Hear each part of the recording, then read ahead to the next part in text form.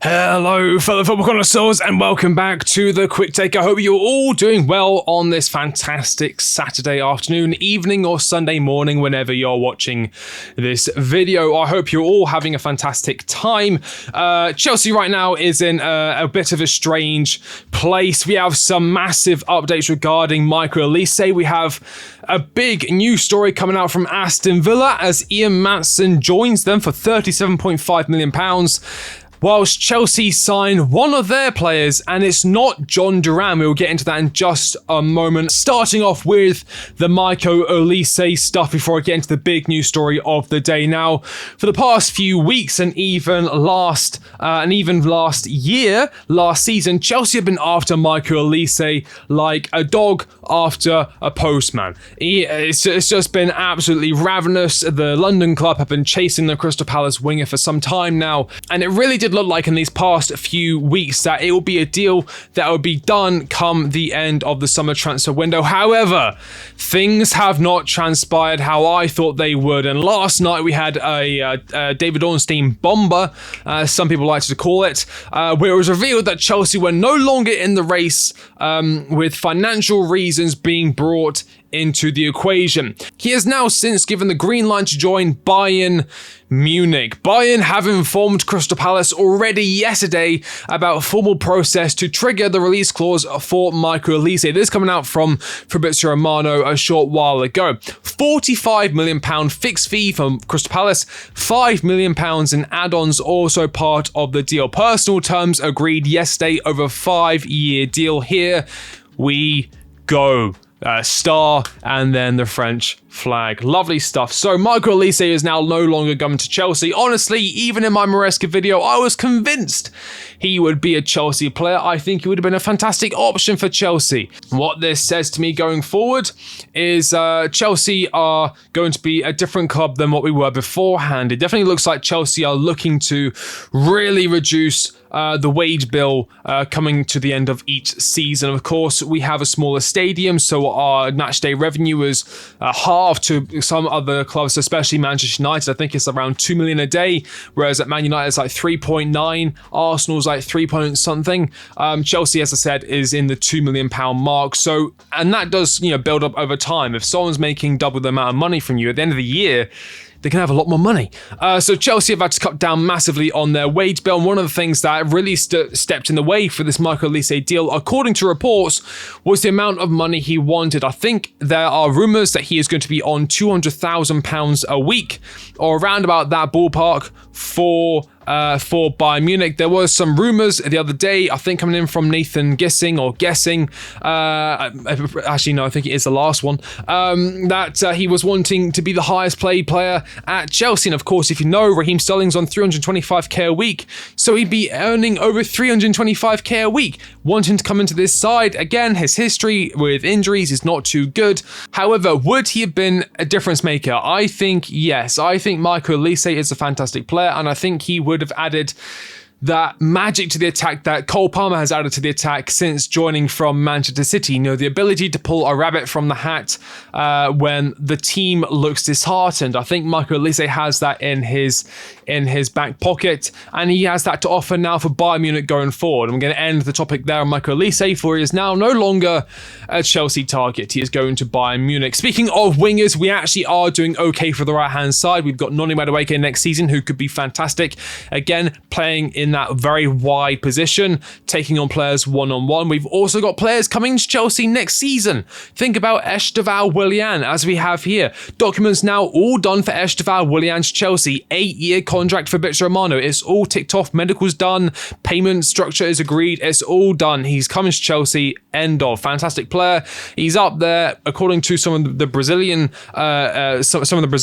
media members and those who watch Brazilian football a lot. He is up there with the likes of Neymar in terms of hype, in terms of ability. Of course, Santos Neymar was different gravy, but Estevao Willian is really starting to show who exactly he is. And of course, let's not forget the one and only Kendrick Paez, who has been lighting the world on fire over in South America, scoring bangers after bangers, making excellent plays. Fantastic player. So Chelsea are going to be okay for that right-hand side going forward. I still think Cole Palmer will be utilised in that 10 position, in that Dewsbury Hall position. I don't think think he'll be played as far out on the right-hand side. I think he can be a lot more dangerous in those kind of half spaces, in that kind of closer to that 10 position on the field. So yeah, I think Chelsea are going to be okay on that right-hand side. I would actually consider putting more money towards investing in a left winger, because I think Mykhailo Mudryk, although I'd love to see him succeed at Chelsea, and he is talented, in terms of his ball playing IQ, in terms of his finishing and end product, is just not there. And at Chelsea Football Club, when you really need to be putting your chances away, when you really need to be consistent and climbing that table and getting that Champions League spot, I just don't think Mudryk is there yet. I think he needs a loan, to be honest with you. And Raheem Sterling, I think we would be wise to try and move him on as soon as possible. 325k a week, we want to reduce that. And then we've got players, like I said, Raheem Sterling on massive amounts of money, potentially blocking moves for players like Michael Olise. So I actually would think the left-hand side would be a better option to strengthen in. I really like Ivica Kvaratskhelia. I like other players. I'm not a massive fan on Somerville. I think he will be a player that Chelsea will look at. And if push comes to shove, you can just play Nkunku on the left-hand side. However, that now just leads us on to the big news story of the day. I'm talking about Omari Kellyman. Now, when Ian Maatsen joined Aston Villa for £37.5 million, I was very happy. His release clause is 35 million. We in fact got more, but during that whole process, there were reports that there would be either a deal that included John Duran, or there would be a deal which included an academy player. And it looks like we have gone with the academy player. I wanted the academy player, but not for £19 million, which is exactly how much it has come to now. Omari Kellyman has given his green light to Chelsea move from Aston Villa. Negotiations are underway on personal terms. He's the academy player included in discussions for Ian Maatsen, but in a separate deal. Kellyman will be valued at £19 million. Now, initially, this move does not make a lot of sense to me. However, I saw a lot of people talking about this, and it actually started to make a little bit of sense. When we sell players, as far as I'm aware, that money immediately goes onto the books. It helps out with PSR, profit and sustainability rules. It is immediately deducted from what we need to sell in order to keep ourselves out of the deep waters of financial issues. Now, us selling Ian Maatsen, although they may pay that money over a 5-year period through amortization, we get that £37.5 million on the books immediately, as far as I'm aware. And from what I can imagine, I think us selling them for a price higher than his release clause, we have then agreed to pay over the odds for one of their academy products, which becomes pure profit for them in order to help them out with PSR. Again, they're spending a lot of money on a player like Ian Maatsen. £90 million is now back on the books for them. I mean, he's 18 years old. He's turning 19 this year. He's about 6'3" tall. He's an attacking midfielder. I saw a couple of people saying he was a striker. He is not. He is a left-footed kind of 8/10 player. Last season, he played 1,067 minutes across the Premier League 2, across the Premier League, across the EFL Cup, that sort of stuff, scoring 8 goals and getting 1 assist. However, if I'm being completely serious, this does feel a bit stupid to me, paying £19 million for, as I said, an 18 turning 19-year-old who's played, I think, less than 50 minutes of professional Premier League football coming off the bench for Aston Villa. I'm sure there's potential there. I'm not going to say I've watched him during the academy or in Premier League 2.